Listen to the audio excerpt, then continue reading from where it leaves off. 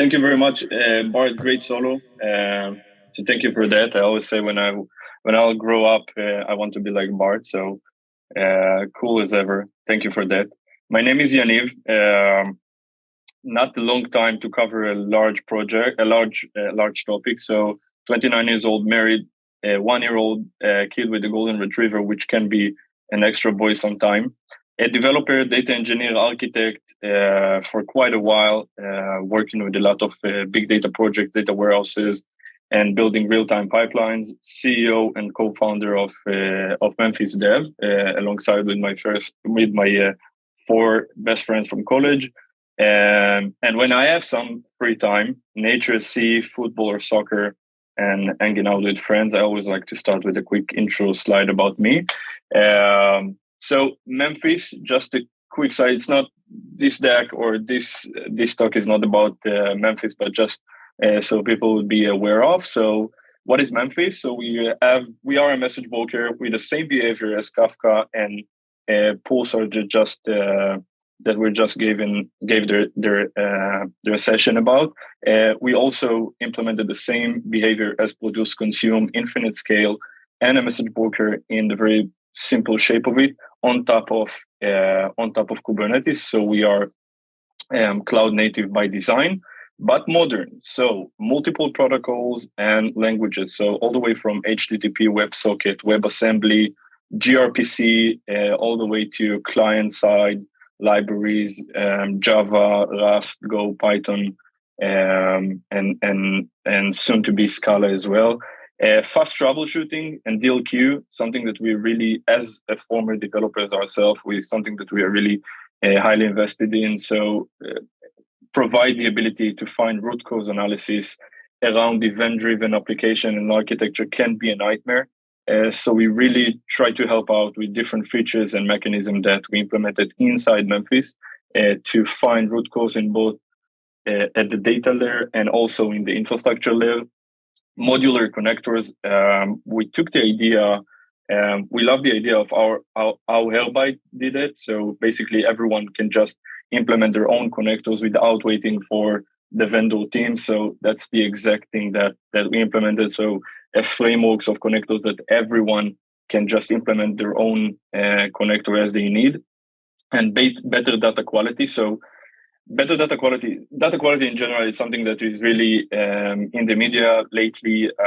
We have so many data producers of so many protocols and so many types around partners and marketing and different infrastructure and events that shooting at us from different interfaces, both internally and externally.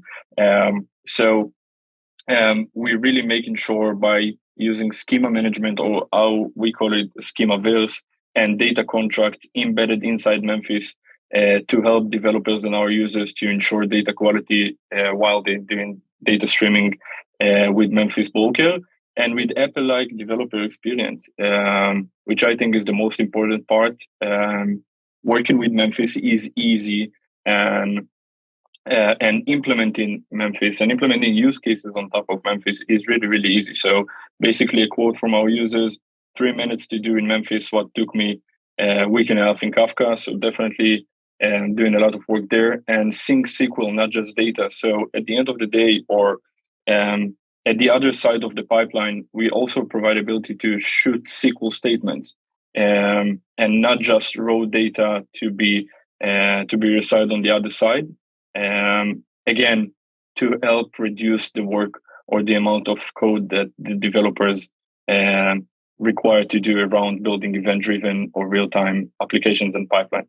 So that is Memphis. It's not our talk. Our talk is about data streaming. So I've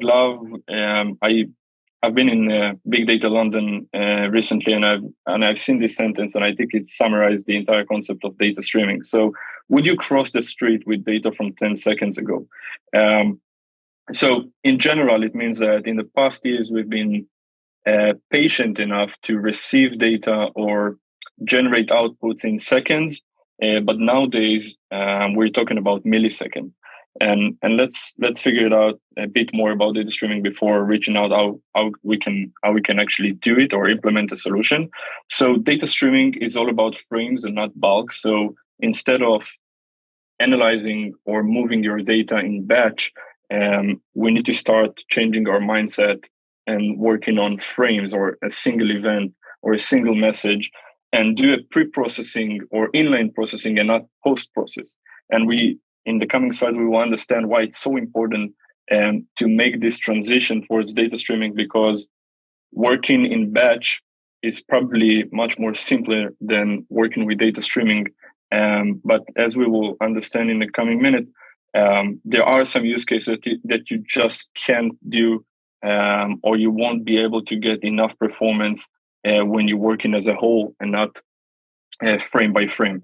Another crucial thing in data streaming is that the data tab is always open. So there is no windows, there is no breaks. Data is always ingested and always flowing to our systems, to our microservices, to our data lake, and data in motion between different services. So usually when we work with batch or when we process in batch, we have a single source of truth. So probably a data warehouse that ingested, that all the data ingested into it, and then we can, in our available time, do some processing on top or run some SQL statements and do it on basically large time windows that allows us to freely analyze and transform the data on top of the data warehouse. So data streaming is really about data in motion. So it flows between different services, different applications, and we need to control all those flows in some way.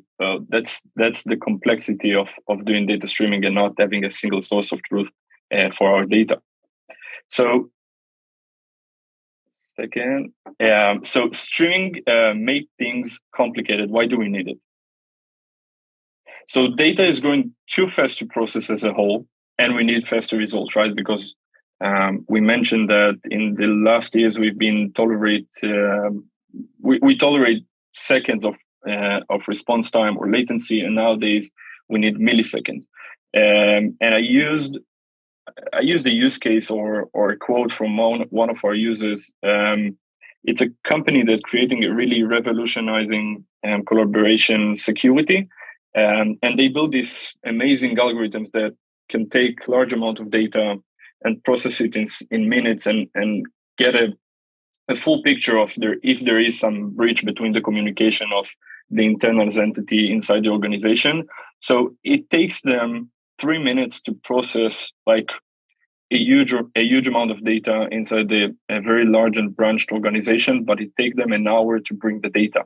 And when we speak about or talk about cybersecurity use cases, just imagine that you have some breach or some threat inside your organization that has been live for seconds, even not minutes, not hour, but seconds. Imagine the amount of damage that it can do, and if we implement such a use case or such an application that can protect us from different breaches and threats, we definitely need to process or reveal an outcome much sooner, in seconds or in milliseconds. So we've talked about data streaming, talked about why do we need it, and there is also minor thing that we should be aware of. So data streaming has different infrastructure characteristics than working with batch. So spikes. And I think if I need to summarize it, it means uncertainty. So unexpected workloads in data streaming is something that happens really often. So high memory consumption and unexpected workloads, that's something that we can expect to happen in quite often in the modern organization. So basically we can have we can have one data producer that can basically crash our entire cluster, or a message broker or a data lake. So we need to be aware that the workloads can spike, and it would be consuming high, and it would consume large amount of memory. So we need to be aware of it when we prepare our infrastructure for such use cases or such environments. Storage that should sustain thousands of IOPS and fast readings, and also security. So nowadays we have hundreds of or thousands of different consumers and producers. How do we control the entire thing? How do we audit of who consumed what and who did what to the data while in transit?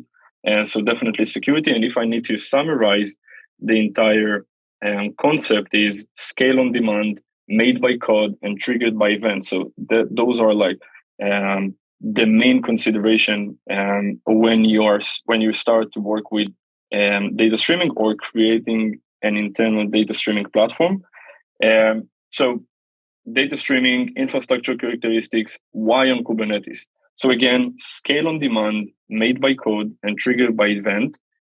Those are the things that we can receive when we work with Kubernetes. So we get the hardware abstraction, right? Instead of be attached to our compute or storage, we get that abstraction that Kubernetes beautifully gives us. So we get the attachment, decoupling between the hardware and compute, and to the application itself. Cost effectiveness. So if we talked about unexpected workloads, just imagine that we need to wake up a DevOps engineer in the middle of the night saying, listen, I need to get that output from our data streaming or from our streaming app, and I need more scale or more power to do so. Instead of just be able to speak with the Kube API and run actions that would scale our pods or scale our compute resources automatically based on events. So it can happen only on Kubernetes and less with EC2 or virtual machines. And last but not least, scalability. So as we already know as mature engineers with Kubernetes, that scalability in Kubernetes environment compared to EC2s, virtual machines, bare metal servers is definitely a different world. And it makes our lives a much more easier to scale when unexpected workloads are coming. And so data streaming on Kubernetes definitely make things much easier in times of need. And in data streaming or when working with streaming application, it often arisen much faster or much sooner than you think so. So definitely, if you already started to work through or to encapsulate such a solution or build your own data streaming platforms or solution inside your organization, definitely make sure that you put under your consideration to do it on top of Kubernetes. Just a quick overview of the landscape today. So we have Pulsar, Apache Pulsar, which is a great solution for running a message broker or streaming queues on top of Kubernetes. We definitely have Memphis, and we would love to be used by the community. And we also have the new product in town. So it's StreamZ, which basically does Kubernetes version of Kafka. Definitely should check out whoever use Kafka. And that is all from my side. I hope that I succeeded to do so in 15 minutes.